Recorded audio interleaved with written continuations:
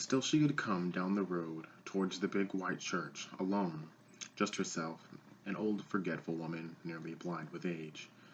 Just her and her eyes raised dully to the glittering cross that crowned the sheer silver steeple. She had walked along the road in a stagger, a half mile away from home.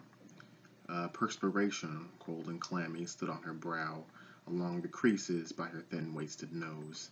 She stopped to calm herself along the wide front steps, not looking about her, as they might have expected her to do, but simply standing quite still, except for a slight quivering of her throat and tremors that shook her cotton-stocking legs. The reverend of the church stopped her pleasantly as she had stepped into the vestibule.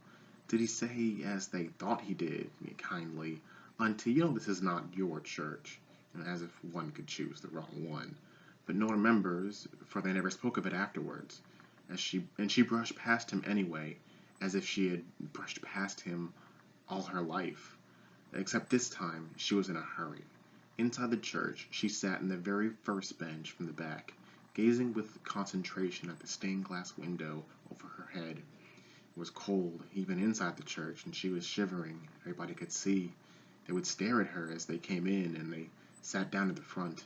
It was cold, very cold, for them too. Outside the church it was below freezing, and not much above inside. But the sight of her, sitting there somehow passionately ignoring them, brought them up short, burning.